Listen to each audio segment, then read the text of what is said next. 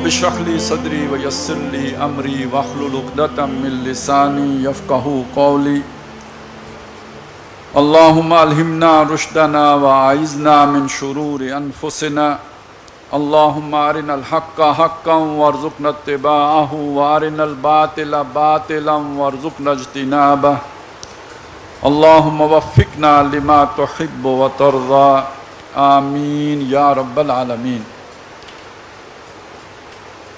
قرآن حکیم کے جس منتخب نصاب کا ہم مطالعہ کر رہے ہیں اور جو سورۃ العصر کے میں بیان شدہ 4 نجات کی شرائط پر جس کو منتخب کیا گیا ہے، یعنی وہاں جو نجات کی 4 شرطیں بیان ہوئی ہیں، ایمان، عمل صالح، تواصی بالحق اور تواصی بالصبر، تو قرآن مجید سے وہ مقامات منتخب کیے گئے ہیں جو ان 4 جو نجات کی شرائط ہیں ان کی تشریح کرتے ہیں، ان کی تفصیل بیان کرتے ہیں۔ ان میں ہم ان مقامات کا مطالعہ کر چکے ہیں جن میں ایمان کے ساتھ بحث کی گئی ہے، اور جو دوسری شرط ہے وہ عمل صالح کی ہے، الا الذین آمنوا وعملوا الصالحات۔ عمل صالح کی جو بحث ہے اس کے لیے جو ہم نے مقامات منتخب کیے تو ان کی تشریح یا ان کے مطالعہ جاری ہے۔ عمل صالح کو جو مختلف سطح معین کی گئی ہیں، ایک یہ ہے کہ انسان کا انفرادی سطح پر مطلوبہ عمل کیا ہے۔ قرآن مجید انفرادی ایک فرد سے کون سے اعمال کا تقاضا کرتا ہے، پھر اس سے بعد جو اجتماعیت کے سفر کا آغاز ہوتا ہے تو فرد سے جو اگلا یونٹ بنتا ہے وہ خاندان کا یونٹ ہے، میاں بیوی کا تعلق ہے۔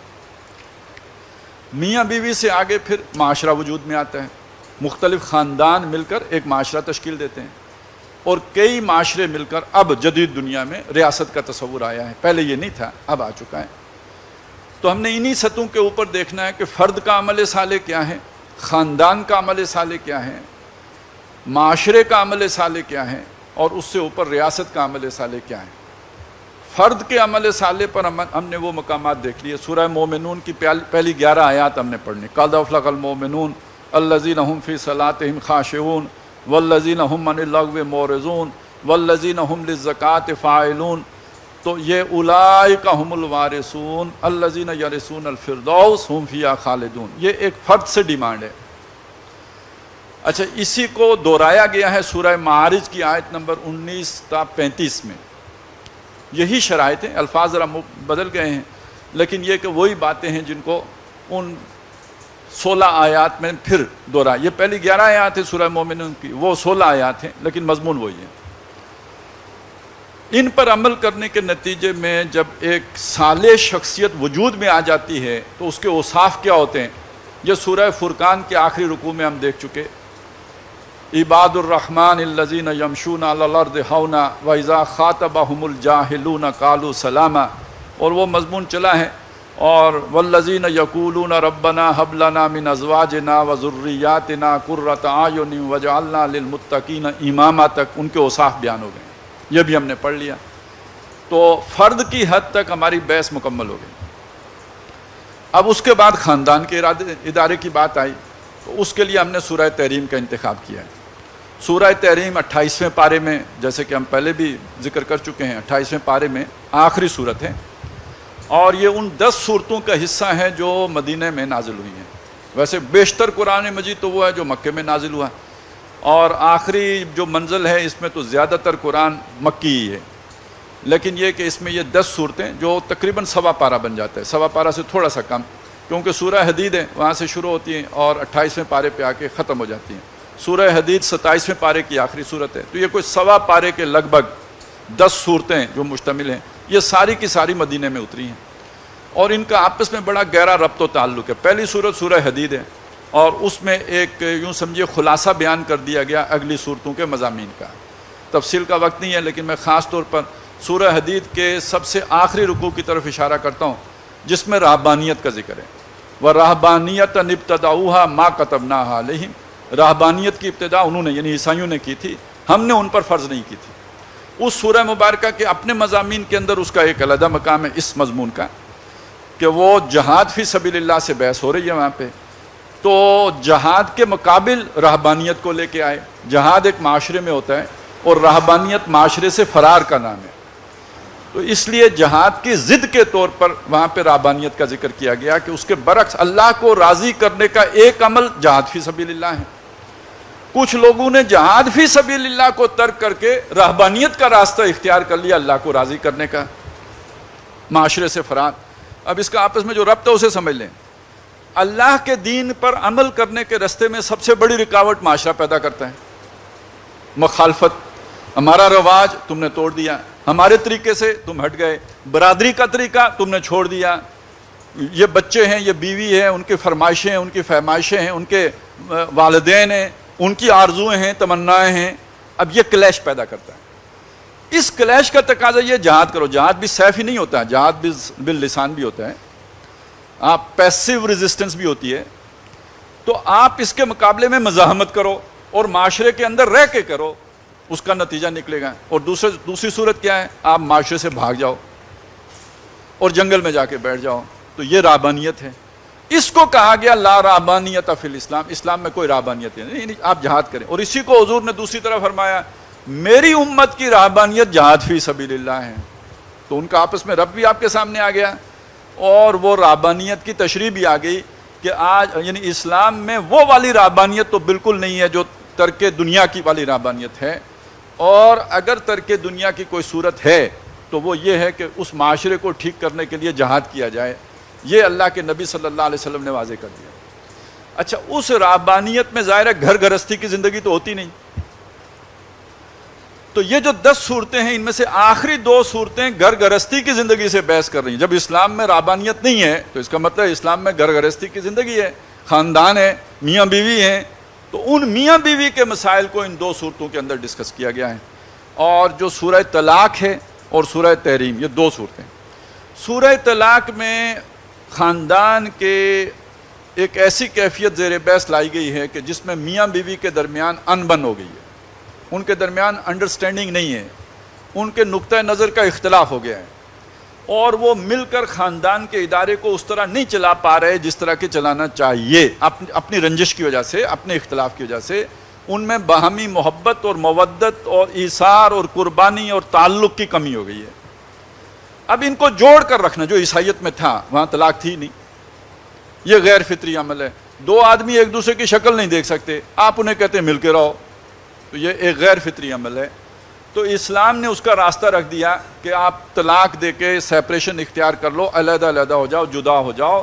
اور یہ اس کا طریقہ ہے, طلاق دینے کا طریقہ بھی بتا دیا, یوں کر کے طلاق دو. یہ اس وقت وہ موضوع نہیں ہے, بس سمجھا رہا ہوں کہ خاندان کے ادارے میں جب نفرت پیدا ہو جائے میاں بیوی 2 افراد میں, میاں بیوی میں, تو اس کی سولوشن سورہ طلاق میں بیان کرتے ہیں. یہ اس کا حل ہے. اس کا متضاد یا اس کے برعکس جو کیفیت, مقابل جو کیفیت ہو سکتی ہے کہ ان میں محبت بڑی شدید ہو جائے, بڑا قرب ہو جائے, اور اتنی محبت ہو جائے کہ اس محبت کی ایک دوسرے کا پاس لحاظ کرنے کے لیے, ایک دوسرے کی خواہشیں پوری کرنے کے لیے اللہ کے احکام پر سے پش ڈال دیے جائیں, تو نقصان دہ عمل ہو گیا. تو اب یہاں اعتدال ہے جو سورہ تحریم میں ہمارے سامنے آیا. اور شروع میں خود نبی اکرم صلی اللہ علیہ وسلم کی زندگی کے 2 واقعات پیش کیے, اگرچہ کہ حضور سے تو اس بات کا کوئی امکان, کوئی احتمال نہیں تھا کہ آپ کسی غیر اللہ کو, مخلوق میں سے کسی کو راضی کرنے کے لیے اللہ کے کسی حکم کو نظر انداز فرما دیں, اس کا تو کوئی امکان ہی نہیں. لیکن یہ کہ آپ کی زندگی کا ایسا واقعہ کہ جس میں آپ نے کچھ نرمی برتی اور کچھ لحاظ کرتے ہوئے ایک حلال شے کو, جسے چھوڑنا کوئی غلط, آپ کے پاس چوائس ہے نا, آپ گوشت کھائیں یا سبزی کھائیں. تو ایک آدمی کہے میں گوشت نہیں کھاتا, تو حضرت یعقوب علیہ السلام نے اونٹ کا گوشت نہ کھانا طے کر لیا تھا, تو کوئی حرام کام تو نہیں ہے نا. میں اور آپ بھی طے کر سکتے ہیں, ہم کہہ سکتے ہیں بھائی میں مونگی کی دال نہیں کھاتا, کوئی کیا کہہ سکتے, اس سے کوئی گناہ نہیں ہوتا. لیکن جب نبی صلی اللہ علیہ وسلم نے یہ کیا تو یہ گناہ کا عمل نہیں تھا, لیکن اللہ تعالیٰ نے امت کی تعلیم کے لیے, امت کی تربیت کے لیے حضور صلی اللہ علیہ وسلم کی زندگی کی اس مثال کو سامنے رکھ کر کہ جس شے کو اللہ نے حلال کیا ہوا ہے, آپ اپنی ازواج کی مرضی کے لیے, ان کی رضاجوئی کے لیے اللہ کی اس حلال کردہ شے کو اپنے اوپر حرام کیوں کرتے ہیں. تو گویا قیامت تک کے لیے مسلمانوں کے لیے ایک رہنمائی چھوڑ دی کہ خاندان کے ادارے میں محبت کے بغیر وہ نظام نہیں چلتا، یہ بات صحیح ہے، لیکن وہ محبت اگر حد اعتدال سے تجاوز کر جائے تو اور حلال حرام ہونے لگے، جو زیادہ تر ہمارے ہاں ہوتا ہے، حرام کو حلال کر لیا جائے، تو یہ صورت بڑی نادانی کی ہے۔ یہ خاندان پھر عمل صالح پر قائم نہیں ہے بلکہ عمل غیر صالح پر کھڑا ہو گیا ہے، اور یہ اب اس کے اندر پھر وہ خیر و برکت اس سے اٹھ جائے گی، اور خاندان سے جب خیر و برکت اٹھتی ہے تو لڑائی جھگڑا بھی جنم لے سکتا ہے، اور بہت سی بے برکتیاں ہو سکتی ہیں، اولاد ناہنجار ہو سکتی ہے، نافرمان ہو سکتی ہے، نافرمان نہ ہو تو نااہل ہو سکتی ہے۔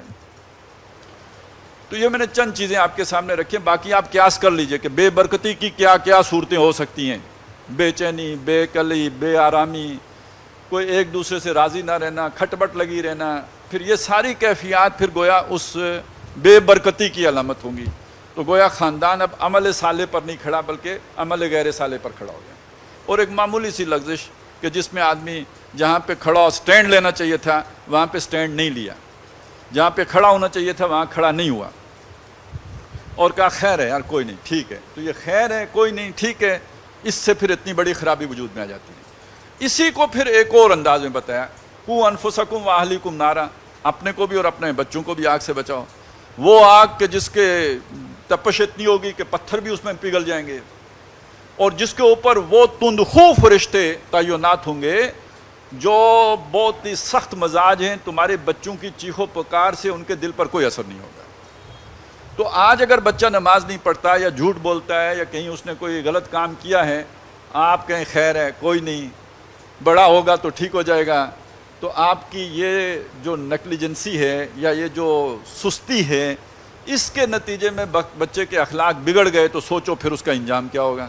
تو چھوٹی چھوٹی غلطیاں کتنی پہاڑ جیسی غلطی پر منتج ہو سکتی ہیں، یہ ہمیں اس سورہ مبارکہ نے بتایا۔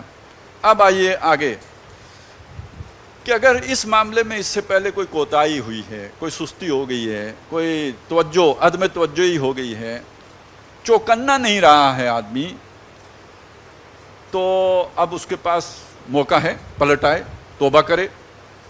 اصل میں مجھے بیچ میں ایک واقعہ یاد آ گیا، حدیث ہے وہ، میں چاہتا ہوں وہ بھی آپ کے علم میں لے آؤں، اور ہو سکتا ہے کہ وہ سستی ہم سے بھی ہو رہی ہو، تو اس لیے میں آپ کو سنانا چاہ رہا ہوں کہ ویسے اور بھی چیزیں میں اس وقت وہ متعلقہ چیز آپ کے سامنے رکھ رہا ہوں کہ جب تمہارے معاملات باہمی مشاورت سے طے پاتے ہوں اور تم جو ہے گھروں کے مردوں کو حکمران بنایا گیا نا، الرجال قوامون علی النساء، اور گھر کے معاملات تم طے کرتے ہو، تو تمہارے لیے زمین کی پیٹ سے زمین کی پشت بہتر ہے۔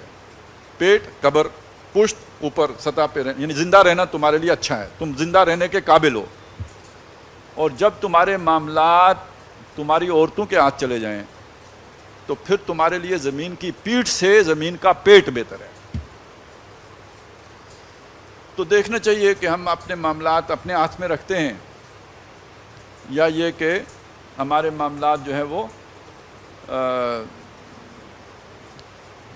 ٹھیک ہے، کچن کے معاملات تو خواتین کے ہاتھ میں ہی رہنا چاہیے، اور مینو اگر وہ طے کر لیں تو اس میں بھی کوئی حرج نہیں ہے، آج کیا پکے گا اس میں بھی کوئی فرق نہیں پڑتا ہے، لیکن آپ اپنے باہمی بہن بھائیوں کے معاملات، اپنے خاندان کے معاملات بھی اگر ان کے ہاتھ میں دے دیں گے تو پھر بگاڑ پیدا ہوگا یا نہیں ہوگا۔ شادی بیاہ کی رسومات اور فیشن کے بارے میں وہ طے کریں کہ بھئی کیا کیا جو ہے وہ رسومات ہوں گی اور کون سی تقریبات منعقد ہوں گی، تو پھر وہ ہوگا نا جو آج ہمارے معاشرے میں ہو رہا ہے۔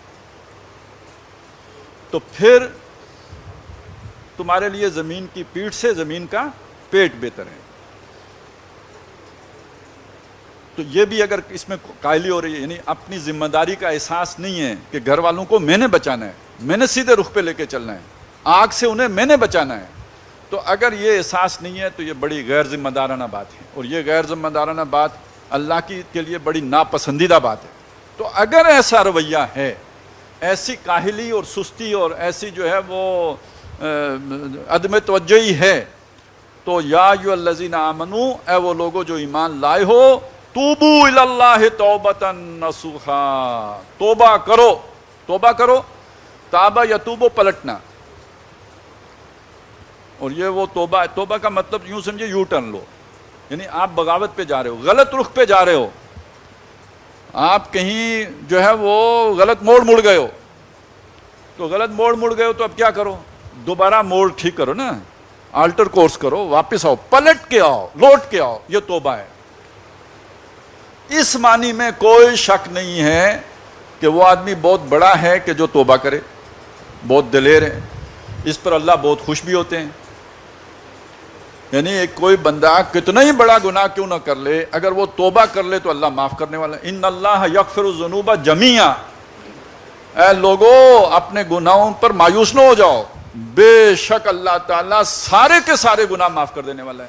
سب گناہ معاف کر دیتے ہیں, اور معاف کرتے ہوئے کوئی احسان نہیں کرتا, بلکہ اپنے بندے جب واپس لوٹ کے آتا ہے بندہ, اللہ اتنا خوش ہوتا ہے, اتنا خوش ہوتا ہے. حضور نے ایک مثال دے کے سمجھایا کہ اگر کوئی شخص جا رہا ہو صحرا میں اور اس کا سارا سامان زادِ راہ جس سواری کے اوپر ہو, وہ سواری اس سے کھو جائے, اس کی آنکھ لگی اور سواری آنکھوں سے اوجھل ہو گئی, اٹھ کے ڈھونڈی, دائیں بائیں آگے پیچھے ہر طرف تلاش کی, نہیں ملی.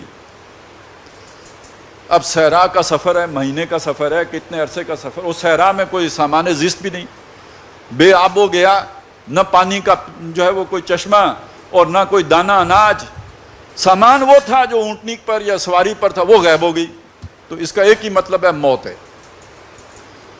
تو اب بھاگو تو بھی موت ہے, بیٹھے رہو تو بھی موت ہے. اب وہ موت کے انتظار میں بیٹھ جاتے ہیں اور آنکھ اٹھا کے دیکھتا ہے تو سامنے سواری کھڑی ہے.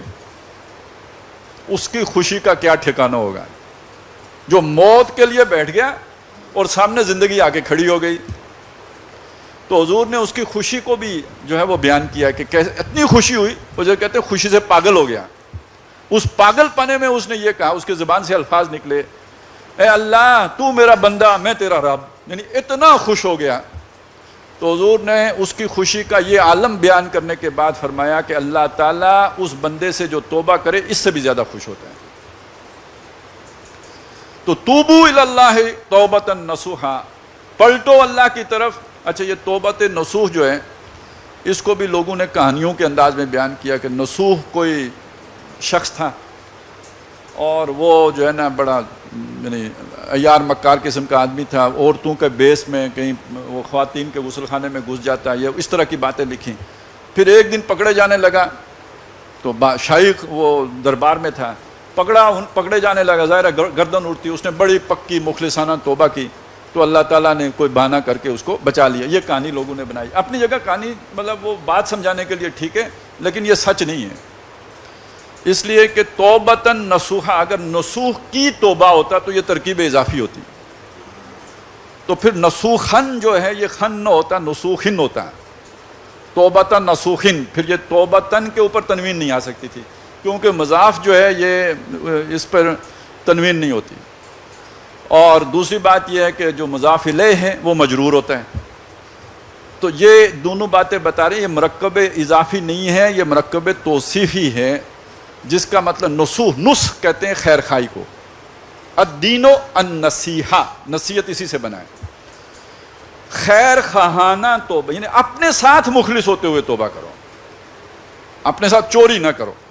یعنی اپنی خیر خواہی یہ ہے کہ آپ خلوص اور اخلاص والی توبہ کرو, یعنی اس کے اندر کوئی ڈنڈی مارنا نہ ہو, منہ پر استغفار ہو, ہاتھ میں تسبیح ہو جس پر آپ دانے پہ دانہ گرا رہے ہوں, استغفر اللہ استغفر اللہ استغفر اللہ استغفر اللہ استغفر اللہ, لیکن یہ کہ اندر دل میں ابھی وہی ارادے مچل رہے ہوں جو پہلے تھے, یہ توبہ نہیں ہے. اسی لیے جو توبہ کی شرائط بیان کی جاتی ہیں وہ کیا ہیں؟ سب سے پہلی بات یہ ہے کہ وہ کام جو کر رہے تھے اس کو فی الواقع آپ چھوڑ دیں, اس پر ایک شدید ندامت ہو, شرمندگی ہو, پشیمانی ہو کہ میں نے کیا کیا. نمبر 2, اس کو چھوڑ دیں, ترک کر دیں. آئندہ نہ کرنے کا مصمم ارادہ کریں, اس وقت مصمم ارادہ ہو کہ آئندہ نہیں کروں گا, کوئی نیت میں کھوٹ نہ ہو آئندہ کے اعتبار سے. یہ تو اگر اللہ کے حق میں کوئی کمی ہوئی ہو تو یہ 3 شرائط ہیں, اور بندوں کے حق میں ہوئی ہو, کسی کی غیبت کی ہے, کسی کا دل دکھایا ہے, کسی کے پلاٹ پر قبضہ کر لیا ہے, کسی کا مال ہڑپ کر لیا ہے, کسی کی چوری کی ہے, تو ان 3 شرائط سے توبہ نہیں ہوگی پوری. جس کا حق مارا ہے، جس کو نقصان پہنچایا ہے، جا کر اس کا ازالہ کرو، اسے معافی مانگو، وہ معاف کرے. نہیں تو جو اس کا نقصان ہوا ہے وہ پورا کرو تاکہ وہ راضی ہو جائے. یہ چوتھی شرط بھی حقوق العباد کے بارے میں پوری ہوگی تو اب یہ توبۃ نصوحہ ہو گئی. اور اگر یہ نہیں ہوا تو میں استغفر اللہ کی مالا جپنے سے توبہ نہیں ہوتی، جیسے بعض لوگ سمجھ لیتے ہیں. اچھا، یہ غلط فہمی بھی دور کر لیں. کچھ ہوتے ہیں نا بعض صدقات ایسے ہوتے ہیں کہ یہ آپ کریں تو پچھلے گناہ معاف ہو گئے. من صام رمضان ایمانا و احتسابا غفر له ما تقدم من ذنبه. جس نے حج کیا تو اس کے گناہ معاف ہو گئے. جس نے اشراق پڑھ لی صبح، اس کے کل کے گناہ معاف ہو گئے. تو یہ سارے گناہ صغیرہ کے بارے میں ہیں. وہ چھوٹے چھوٹے گناہ جو آپ سے نادانی میں ہو جاتے ہیں یہ وہ معاف ہو جاتے ہیں. یہ جو گناہ کبیرہ ہیں یہ توبہ ہی سے معاف ہوتے ہیں. اس کے لیے توبہ وہ جب ہم آگے پڑھیں گے، بلکہ ہم نے وہ پڑھا ہے اس میں سورہ فرقان میں کہ جس میں والذین لا یدعون مع اللہ الہا آخر ولا یقتلون النفس التی حرم اللہ الا بالحق ولا یزنون ومن یفعل ذلک یلقى اثاما یضاعف له العذاب یوم القیامہ ویخلد فیہ مہانا الا من تاب وآمن وعمل عملا صالحا فاولئک یبدل اللہ سیئاتہم حسنات وکان اللہ غفورا رحیما. ان لوگوں کے لیے جو اس طرح توبہ کریں، ان گناہوں کو چھوڑیں، ان کے لیے اللہ تعالیٰ بخشنے والا مہربان ہے. لیکن اگر وہ توبہ نہیں کرتے، یضاعف لہ العذاب یوم القیامہ ویخلد فیہ مہانا، تو یہ اس کا انجام ہوگا. قرآن مجید نے اسے بالکل واضح دو ٹوک بیان کر دیا. تو فرمایا یا ایھا الذین آمنوا توبوا الی اللہ توبۃ نصوحا عسیٰ ربکم ان یکفر عنکم سیئاتکم. امید ہے کہ اگر یہ تم توبہ نصوح کرو گے تو تمہارا رب تمہاری برائیاں تم سے جھٹک دے گا، جھاڑ دے گا. جیسے گرد پڑ جاتی ہے نا کپڑوں پہ تو ہم جھاڑ دیتے ہیں، تو بس اللہ تعالیٰ بھی تمہیں وہ جھاڑ جوڑ کے پاک صاف کر دے گا اگر توبہ کرو گے تو. وَيُدْخِلَكُمْ جَنَّاتٍ تَجْرِي مِن تَحْتِهَا الْأَنْهَارُ، اور تمہیں داخل فرمائے گا ان باغات میں جن کے درمیان ندیاں رواں ہیں، نہریں چلتی ہیں. یوم، اس دن لا یخزی اللہ النبی والذین آمنوا معہ، جس دن اللہ تعالیٰ نہ اپنے نبی کو رسوا کرے گا نہ ان کے ساتھ ایمان لانے والوں کو رسوا کرے گا. اللہم ربنا اجعلنا منہم، اے اللہ ہمیں ان لوگوں میں شامل فرما جو اس دن کی رسوائی سے بچ جائیں. اللہم لا تخزنا یوم القیامہ، اے اللہ ہمیں قیامت کے دن رسوا نہ کرنا. لیکن یہ کہ اس کی یہ شرط ہے، یہ پوری کریں تو اللہ تعالیٰ جو ہے اس رسوائی سے بچا لے. اس کا مطلب سب سے بڑی رسوائی تو وہ ہے. وَخِزْيَ يَوْمَئِذٍ، اس دن کی جو رسوائی ہے وہ سب سے بڑی رسوائی ہے. اللہ تعالیٰ اس سے محفوظ رکھے. اور اس دن کی کامیابی سب سے بڑی کامیابی ہے. فَمَنْ زُحْزِحَ عَنِ النَّارِ وَأُدْخِلَ الْجَنَّةَ فَقَدْ فَازَ، تو جو اس جنت میں داخل ہو گیا، آگ سے بچ گیا، وہ تو کامیاب ہو گیا. اور جو یہ نہ ہوا اور آگ میں چلا گیا وہ رسوا ہو گیا، وہ برباد ہو گیا، وہ تباہ ہو گیا. اصل ناکامی تو وہ ہے.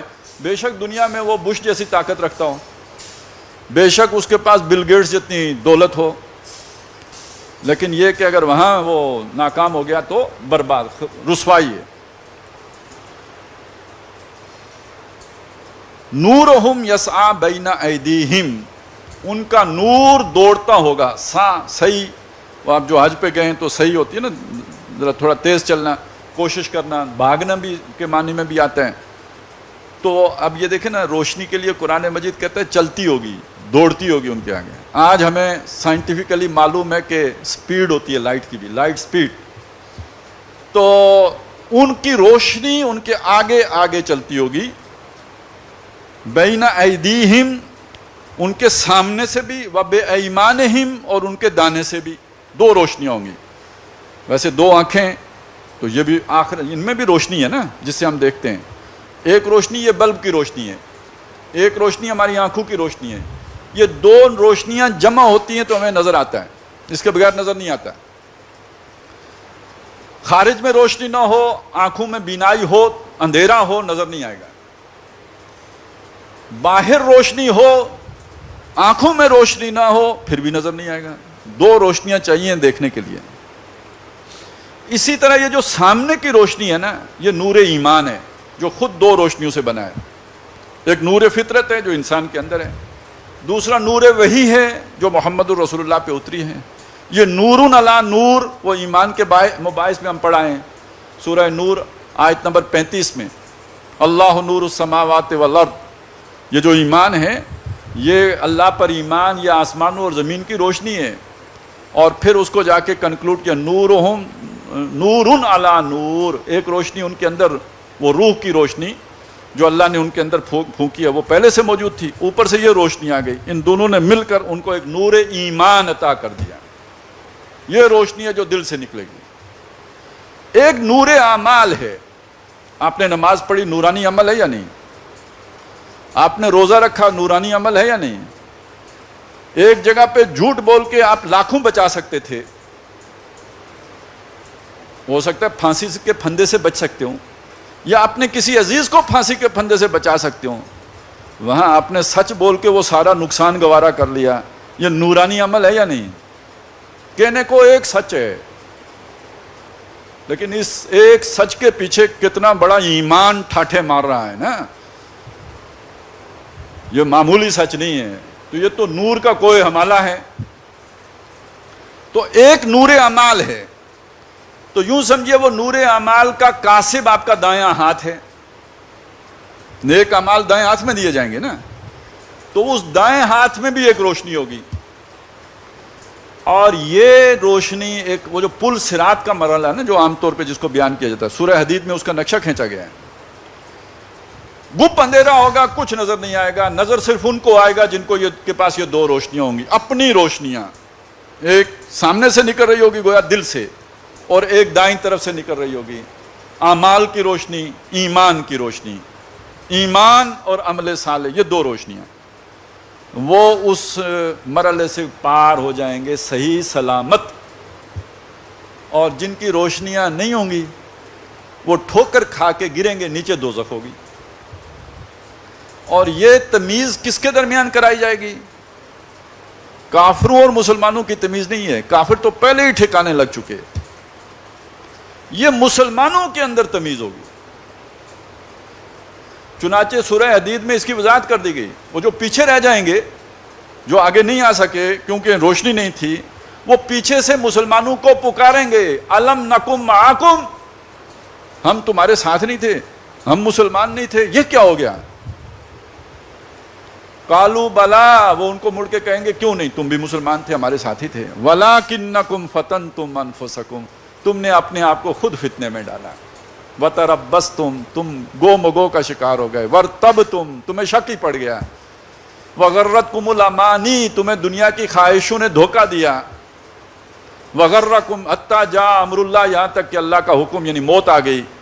وغرکم باللہ الغرور، اور تمہیں اللہ کے بارے میں اس دھوکے باز یعنی شیطان نے دھوکہ دیا کہ غفور رحیم ہے، خیر ہے، دب کے رکھو، اللہ رحم فرمائے گا.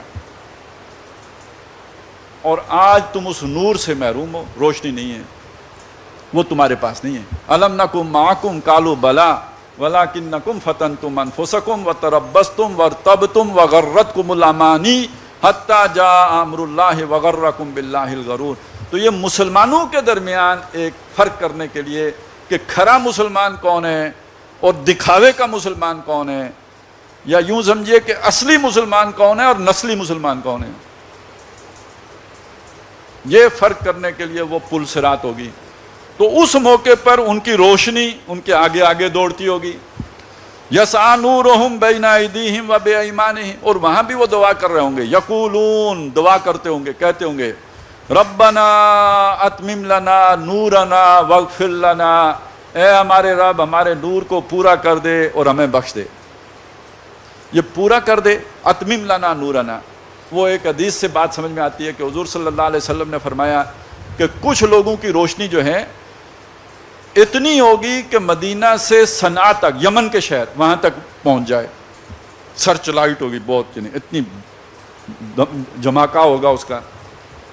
اور کچھ لوگوں کی اتنی ہوگی کہ بمشکل اپنے پاؤں میں دیکھتے ہوں گے. اور جس کی اتنی ڈم ہے کہ بمشکل پاؤں میں دیکھتے ہیں، تو اس کے دل میں اس وقت کیا خواہش ہوگی؟ کہ کہیں یہ بیٹری ڈسچارج نہ ہو جائے، میں ٹھکانے لگ جاؤں، پار ہو جاؤں. اتمم لنا نورنا واغفر لنا. اب واغفر لنا کدھر سے آ گیا؟ ہمیں بخش دے، یہ کیوں آیا ادھر؟ روشنی تو تھی اور روشنی ہے، یہ شیشے کے اوپر گناہوں کے داغ آ گئے. لالٹین یاد ہے نا؟ لالٹین کی روشنی تو اندر ہوتی ہی ہے، جب شیشہ کالا ہو جائے تو باہر نہیں آتی. تو یہ ہمارا دل جو ہے گناہوں سے کالا ہو جاتا ہے. اور حضور صلی اللہ علیہ وسلم نے فرمایا کہ یہ جو دل ہے، جب کوئی آدمی گناہ کرتا ہے اس پہ ایک داغ پڑ جاتا ہے، توبہ کر لے دھل جاتا ہے، صاف ہو جاتے ہیں. اوپر توبہ کا مضمون آ گیا، اب یہاں پہ نور کا مضمون آ گیا.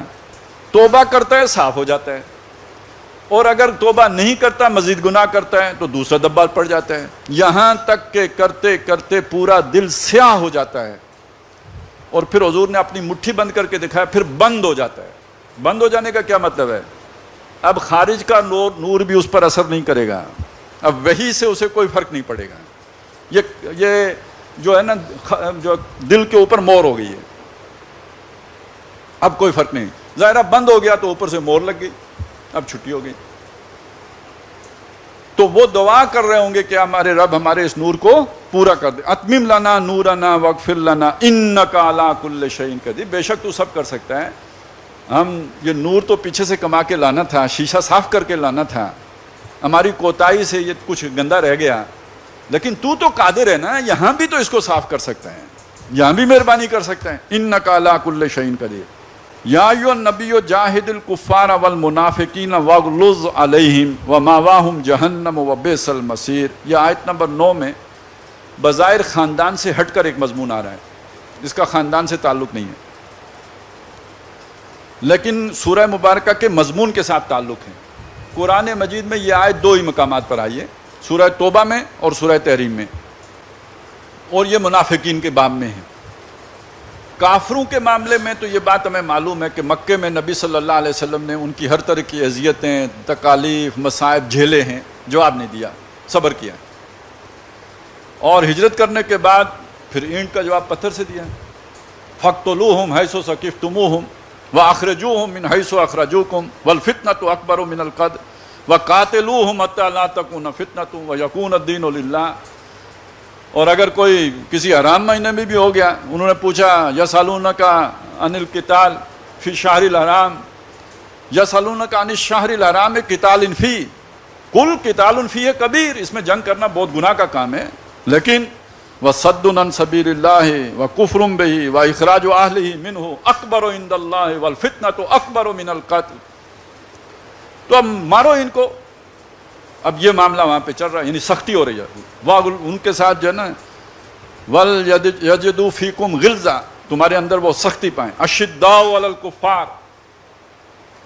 لیکن منافقین کے بارے میں قرآن کہتا ہے نبی فَاعْفُ عَنْهُمْ وَاسْتَغْفِرْ لَهُمْ وَشَاوِرْهُمْ فِي الْأَمْرِ. ان کو معاف کر دیں، ان کے لیے استغفار کریں، ان سے مشورہ بھی کرتے رہیں. فَبِمَا رَحْمَةٍ مِّنَ اللَّهِ لِنْتَ لَهُمْ. یہ اللہ کی بڑی رحمت ہے کہ آپ ان کے لیے بڑی نرمی کرنے والے ہیں. اور یہ سلسلہ مدینے میں رہا ہے، صلح حدیبیہ کے موقع تک رہا ہے. جب غزوہ تبوک ہوا اور وہاں ان کا نفاق کھل کے سامنے آ گیا، یہاں تک کہ انہوں نے حضور کے قتل کی بھی سازش کر دی. اب واپسی پہ اللہ نے فرمایا کہ اے نبی، اب ان سے نرمی نہیں کرنی ہے، اب ان کے ساتھ بھی سختی کرنی ہے. اور الفاظ بڑے پیارے ہیں، یا ایھا النبی جاہد الکفار والمنافقین واغلظ علیہم. اے نبی، کافروں کے ساتھ ساتھ اب منافقین سے بھی جہاد کرو.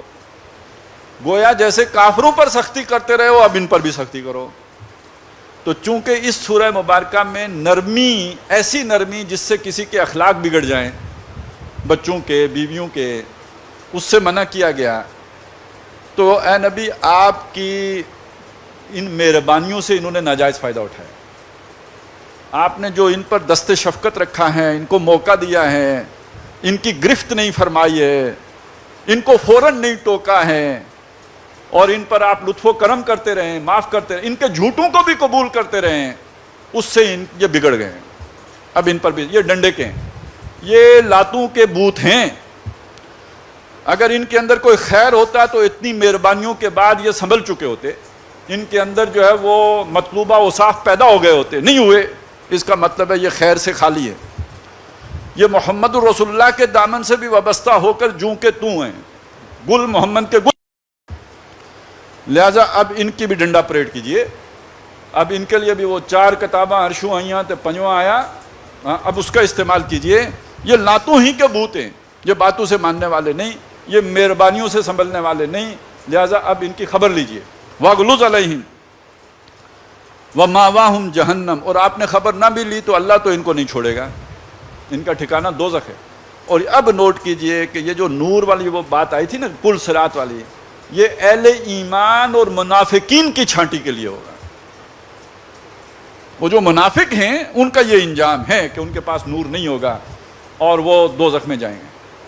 اب منافقت کے درجے ہیں، رئیس المنافقین ہی بھی ہے، وہ ہمیشہ رہے گا، لیکن وہ ضعیف قسم کے مسلمان کہ جن سے نفاق کے کچھ اعمال سرزد ہوئے اور وہ ایسے نہیں تھے کہ اللہ تعالیٰ انہیں معاف کرتا، ان کی وہ جو ہے نا سزا بہت ضروری تھی۔ یہ ضروری کیوں ہوتی ہے؟ یہ جو جنت ہے اس میں اگر لوگ بغیر تربیت کے چلے جائیں تو اس کے ماحول کو خراب کر دیں گے۔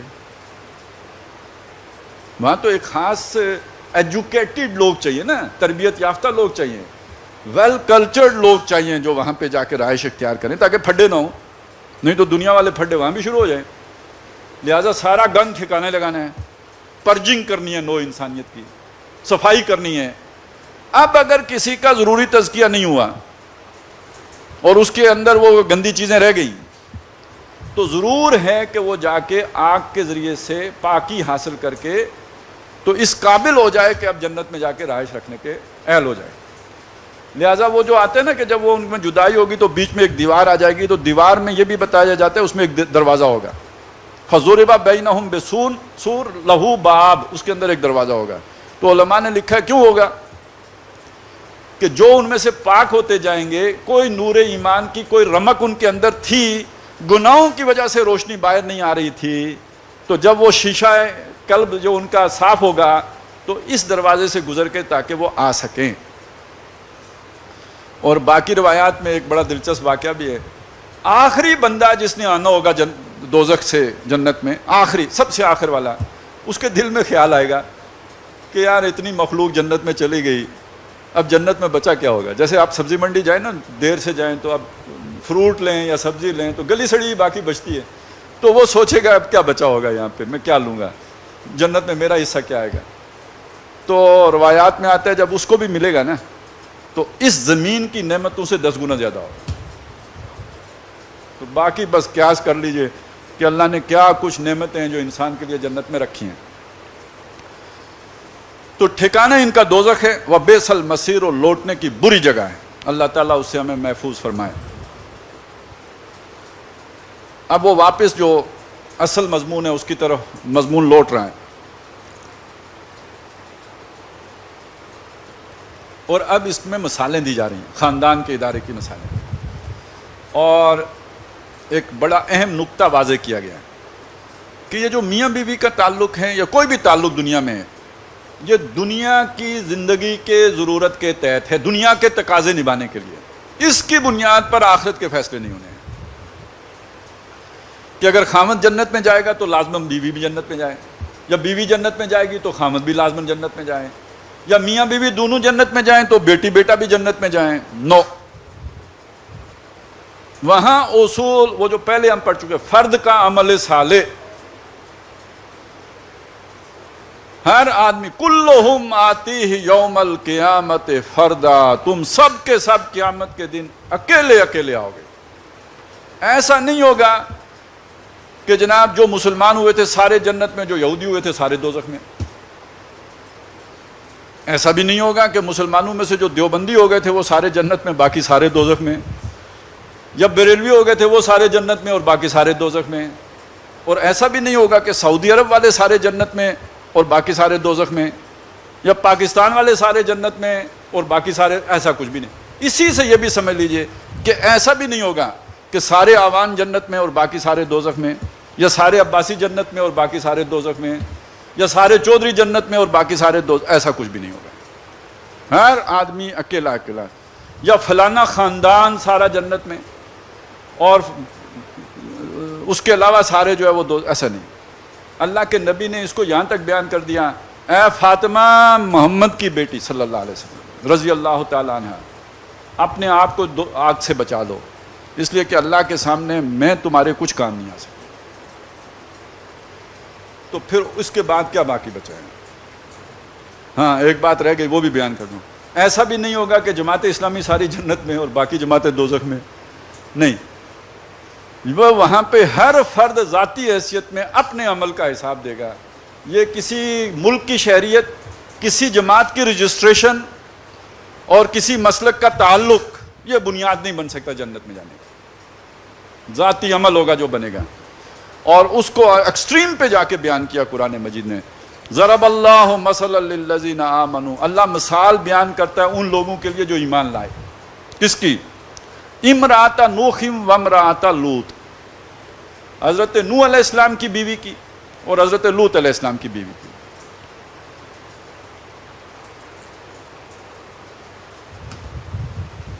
ہر عاقل بالغ آدمی یہ بات سمجھ سکتا ہے کہ میاں بیوی کا تعلق کیسا ہوتا ہے. اسے شرما شرمی میں اکثر و بیشتر ہم چھپا دیتے ہیں، لیکن یہ کہ حقائق ہیں کہ انسانوں کے مابین جو پہلا تعلق قائم ہوا وہ میاں بیوی کا تعلق. اولاد بعد میں ہے، والدین بعد میں ہے. پہلا رشتہ جو قائم ہوا ہے وہ میاں بیوی کا رشتہ ہے. اور اس میں اللہ نے بڑی کشش رکھی ہے. یہ کشش شیطان نے نہیں رکھی ہے، اللہ نے رکھی ہے. تو شرمانے کی کیا بات ہے؟ اللہ نے دنیا کی ساری محبتوں میں سب سے پہلے اس محبت کا ذکر کیا. زُيِّنَ لِلنَّاسِ حُبُّ الشَّهَوَاتِ مِنَ النِّسَاءِ، بنین بعد میں، وَالْقَنَاطِيرِ الْمُقَنطَرَةِ من بعد میں. پہلا یہ میاں بیوی کا تعلق ہے.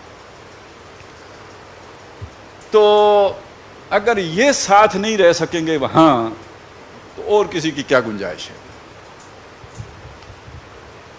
تو اس تعلق میں کتنی اپنائیت ہے، کتنا مضبوط تعلق ہے، کتنا جسے کہتے ہیں نا اسٹرانگ بانڈ ہے جس میں یہ بندھے ہوئے. تو نوح علیہ السلام کو اپنی بیوی اچھی لگتی ہوگی تو رکھی ہوئی تھی نا، اور لوط علیہ السلام کو بھی بیوی سے وہ ضروری محبت ہوگی تو گھر میں تھی. لیکن وہاں ہمارے لیے اللہ نے یہ مثال رکھ دی ہے. ضرب اللہ مثلا للذین آمنوا امرأۃ نوح و امرأۃ لوط کانتا، وہ دونوں عورتیں، تحت عبادنا صالحین، تحت عبدین من عبادنا صالحین، ماتحت تھیں، زیر سرپرستی تھی، ماتحت تھی. عبدین ہمارے دو بندوں، من عبادنا ہمارے بندوں میں سے دو بندوں کے، صالحین جو نیکوکار بندے تھے. ظاہر ہے نوح علیہ السلام اولو العزم من الرسل، حضرت لوط علیہ السلام تنہا اکیلا بندہ پورے معاشرے کے مقابلے میں کھڑا. نوح علیہ السلام پر تو پھر چند لوگ ایمان لے آئے جو کشتی میں بیٹھ گئے. لوط علیہ السلام پر ایک بندہ بھی ایمان نہیں لایا. الیس منکم رجل رشید، ایک بندہ بھی نہیں ہے یار تم میں کوئی رشد و ہدایت والا، ایک بندہ بھی ایمان نہیں لایا، اکیلے کھڑے رہے. اللہ کے ہاں دونوں پیغمبروں کے مقام کا اندازہ لگائیں. ان کی بیویاں، ظاہر ہے تعلق تو تھا. ان بیویوں نے فخانتاہما، ان دونوں سے خیانت کی. یہ بہت اہم لفظ ہے. اللہ سے خیانت نہیں کی، ان دونوں سے خیانت کی. اور خیانت کیا ہو سکتی ہے؟ ہمارے معاشروں میں بیوی کی خیانت اس کا کسی اور سے یارانہ ہے. تو جیسے کوئی یوں سمجھ لیجئے نبیوں کے گھر میں تو یہ نہیں ہو سکتا. بیوی مشرک ہو سکتی ہے اور تھی، بیوی کافر ہو سکتی ہے اور تھی. ہماری شریعت میں نہیں گنجائش. ہاں آج بھی کافر ہو سکتی ہے، عیسائی بیوی ہو سکتی ہے نا، یہودی بیوی ہو سکتی ہے نا، کافر ہے بیوی بھی ہے، آخر میں دوزخ میں جائے گی کیونکہ کافر ہے، دنیا میں بیوی ہے. مشرک آج کسی مسلمان کی بیوی نہیں ہو سکتی، وہ فقہی طور پر یہ حرام ہو گئی، منع کر دیا گیا، اس سے تم نکاح نہیں کر سکتے۔ ولا تنکحوا المشرکات حتی یؤمن ولامۃ مؤمنۃ خیر من مشرکۃ واللہ اعجبتکم ولا تنکحوا المشرکین حتی یؤمنوا ولعبد مؤمن خیر من مشرک واللہ اعجبکم۔ تو مشرک سے تو نکاح نہیں ہو سکتا، نہ عورت کا، مسلمان عورت کا، نہ مسلمان مرد کا، لیکن یہ کہ کافر سے، عورت سے ہو سکتا ہے، کسی مسلمان عورت کا کسی کافر مرد سے نہیں ہو سکتا۔ اچھا، لیکن حضرت نوح علیہ السلام، حضرت لوط علیہ السلام کے دور میں تو اس کی بھی اجازت تھی۔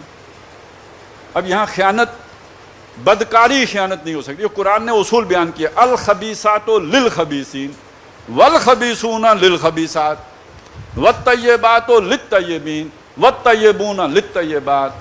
اب یہ اس اصول کے خلاف ہے، بدکارہ نہیں ہو سکتی نبی کی بیوی، یہی علماء نے لکھا بھی ہے۔ تو پھر خیانت کیا تھی؟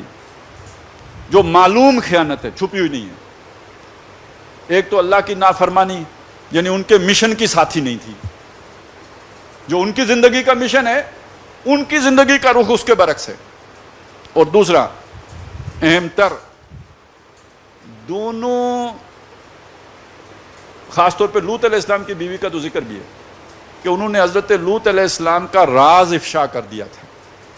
وہ جو خوبصورت لڑکے بن کے آئے تھے فرشتے، تو قوم کو جا کے خبر کرنے والی ان کی خاتون خانہ تھی۔ تو اب خاندان کے ادارے کے اندر جو سب سے بڑا عمل صالح ہے وہ کیا ہے؟ بیوی کا خاوند کا رازدار ہونا اور خاوند کا بیوی کا رازدار ہونا۔ چنانچہ حدیث میں آتا ہے وہ مرد بہت برا مرد ہے، لعنتی ہے، جو اپنی بیوی کی جو باتیں ہیں جا کے لوگوں کے ساتھ، اپنے دوستوں کے ساتھ کرتا ہے۔ یہی بات عورت کے لیے بھی آئی ہے، جو بھی گھر کی باتیں ہیں، جو میاں بیوی کا آپس کا جو تعلق ہے، اس لیے کہ قرآن نے کیا کیا، ہن لباس لکم وانتم لباس لہن، وہ تمہارا لباس ہے، تم ان کا لباس ہو۔ تو لباس آپ کے عیب ظاہر تو نہیں کرتا، لباس تو آپ کے عیب چھپاتا ہے، وہ ظاہر نہیں کرتا۔ وہ لباس جو عیب نہ چھپا سکے لباس نہیں ہے۔ تو میاں بیوی اگر بمنزلہ لباس کے ہیں تو آپ ایک دوسرے کی پردہ پوشی کریں، اور اگر ان میں یہ شے نہیں ہے تو وہ ایک دوسرے کے خائن ہیں، اور یہ بہت ناپسندیدہ بات ہے۔ جن تین آدمیوں سے اللہ تعالیٰ کلام نہیں فرمائے گا آخرت میں، ان میں سے ایک وہ مرد ہے جو آگے پیچھے جا کر اپنی بیوی کی شکایتیں لگاتا ہے، اسے طلاق نہیں دیتا۔ اگر تمہیں نہیں اچھی لگتی تو دائیں بائیں جا کے شکایت لگانا بے غیرتی کی علامت ہے، اور یہ اللہ کو اتنا ناپسند ہے کہ جن لوگوں سے اللہ بات نہیں کرے گا آخرت، ان میں سے ایک یہ شخص بھی ہے۔ اس سے آپ اندازہ لگائیں تو اگر یہ حرکت بیویاں کر رہی ہوں تو ایک جگہ آپ کو پسند نہیں تو بہترین طرز عمل یہ ہے، پچھلی صورت میں ذکر ہو گیا نا، نہیں پسند تو چھٹی، جاؤ، سپریشن۔ بڑی پیاری مثال ہے ایک صحابی کی کہ وہ بات کرتے تھے کہ میں اپنی بیوی کو طلاق دوں، لوگ پوچھتے کیوں دو گے، تو کہتے میں ان کا عیب کیوں بیان کروں، میں اپنی بیوی کا عیب کیوں بیان کروں، میں طلاق دوں گا۔ بالآخر دے دی۔ لوگوں نے کہا جی اب تو بتائے نا کیا مسئلہ تھا، انہوں نے کہا پرائی عورت سے میرا کیا کام۔ یہ مرد ہے، مرد سانڈ کو نہیں کہتے، مرد اس چیز کو کہتے ہیں جو اس میں آئی ہے۔ آپ کی بیوی آپ کی غیرت ہے، نہیں ہے تو وہ پرائی ہے، آپ کو اس سے کیا غرض ہے؟ تو یہ حوصلہ، یہ ظرف آپ کے اندر ہونا چاہیے کہ اس طرح سنبھالے نا پھر۔ تو اگر عورت میں یہ نہیں ہے، وہ جا کے محلے سارے میں جناب کیا کروں، رل گئی ہوں، میری قسمت پھوٹ گئی ہے جب سے شادی ہوئی ہے تو، اور اگر زندگی میں کوئی ایک دفعہ غلطی ہو جائے تو تمہارے گھر میں کبھی چین دیکھا ہی نہیں، یہ رویہ جو ہے سخت ناپسندیدہ، ناشکرانہ جو پن ہے۔ تو اسی میں پھر رازوں کا افشا کرنا، گھر کی خبریں باہر پہنچانا، اپنے میکے جا کے بتانا جناب ہمارے گھر میں تو یہ ہوا تھا تو وہ ہوا تھا، یہ ساری باتیں راز افشا کرنے کی باتیں ہیں۔ اور اس پہ کتنی بڑی بات اللہ کی طرف سے نبی صلی اللہ علیہ وسلم کی بیویوں کے لیے آ گئی تھی، حالانکہ انہوں نے راز باہر نہیں، آپس میں ڈسکس کیا۔ حضور نے منع کر دیا کسی کو نہیں بتانا، اپنی سوکن کو بتا دیا، کسی اور کو تو نہیں بتایا۔ اس پر اللہ کی طرف سے یہ بات آ گئی کہ اگر تم نے توبہ نہ کی تو اللہ تعالیٰ تمہاری جگہ پہ بدل کے اپنے نبی کو اور بیویاں دے دے۔ بالکل کلیئر ہو گئی بات کہ یہاں پہ کس شے کو خیانت کہا گیا ہے. فخانتاہما، ان دونوں نے ان سے خیانت کی. فلم یغنیا عنہما من اللہ شیئا، تو اللہ کے مقابلے میں انہیں کوئی چیز کام نہ آئی. وکیلا، اور کہہ دیا گیا ادخل النار مع الداخلین، داخل ہو جاؤ آگ میں داخل ہونے والوں کے ساتھ. وکیل ادخل النار مع الداخلین. وضرب اللہ مثلا، اسی طرح اللہ مثال بیان کرتا ہے للذین کفروا،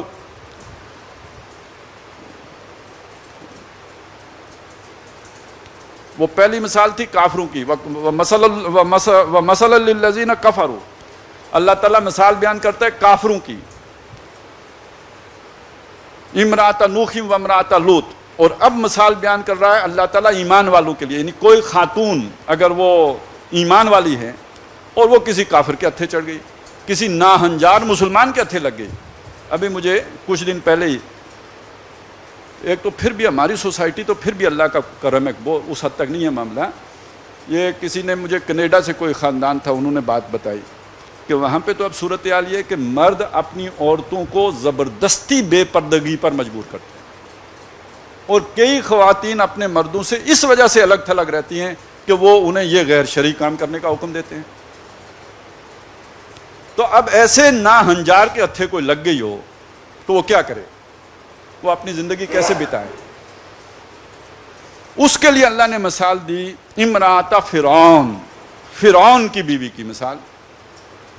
حضرت آسیہ، اذ قالت رب ابن لی عندک بیتن. اب دیکھیے کون سی آسائش تھی جو اس وقت فرعون کے گھر میسر نہیں ہوگی. بادشاہ کا گھر، خاتون اول. ہماری خاتون اول تو ترکی والوں کا ہار چھپا لیتی ہیں، تو خیر فرعون کی خاتون اول کو تو اس کی ضرورت نہیں تھی. یعنی ہر آسائش، ہر سہولت میسر، لیکن یہ کہ ان کا دل چین نہیں پکڑ رہا. وہ گھر انہیں، وہ سہولتیں، وہ نعمتیں انہیں کاٹ کھانے کو دوڑتی ہیں.